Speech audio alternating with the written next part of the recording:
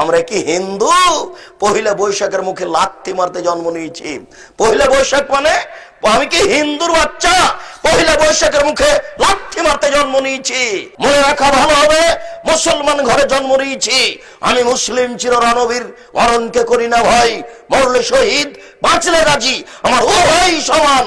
Jail যতটুকু সেও ততটুকু, বাইরে যতটুকু ভিতরে ততটুকু।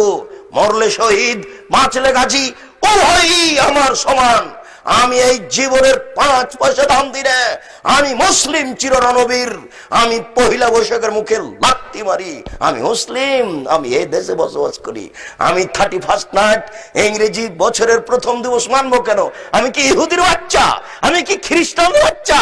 আমি এই ইংরেজি মাসের প্রথম দিনের মুখে লাথি মারি। আমি এই ইংরেজি মাসের প্রথম দিনকে মুখে লাথি মারি। তুমি কা পুরুষ? তুমি কা পুরুষের বাচ্চা? তোমার শরীরে পুজ আছে। তুমি মূর্খ, তুমি বর্বর, তুমি অসভ্য।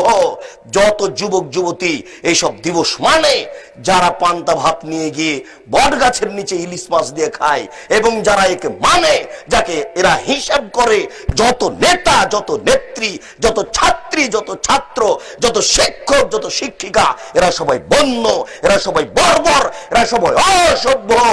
যারা এইসব দিনকে পালন করে, আমি আব্দুর রাজ্জাক যদি তাদের মূর্খ প্রমাণ না করতে পারি, আমি জাতির সামনে জিন্দেগি তার কোনোদিন আসবো না।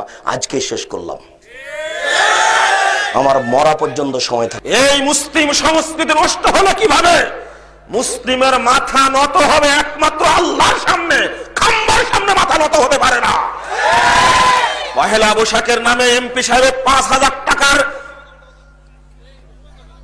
বৈশাখে ইলিশ খাচ্ছে, 5,000 টাকা কেজি বৈশাখী ইলিশ খাচ্ছে। যখন 3,000 টাকা কেজি ইলিশ কিনে এনেছে, পান্তা ভাত খাওয়ার নামে পায়খানা খাচ্ছে। কারণ এই জন্যই বলবো, এই দেশের হাজারো হাজারো কোটি কোটি দরিদ্র মানুষ রয়েছে, শীতের মধ্যে পোশাক পায় না, পেটে 2টা খেতে পায় না, সারা দিন কাজ করার পরে তার রুজি নিশ্চিত হয় না। সারা মাস কাজ করছে গার্মেন্টসের, এই মেয়েগুলো, এই ছেলেগুলো পেটের দিয়ে কাজ করছে। টাকা দেওয়ার নামে, মজুরি দেওয়ার নামে ছলনা করা হয়। সেই দেশে এমপি মন্ত্রীর যে দৌলত দেখা দিচ্ছে, এটা সব দেশের বিরুদ্ধে একটা ষড়যন্ত্র ছাড়া কিছু নয়।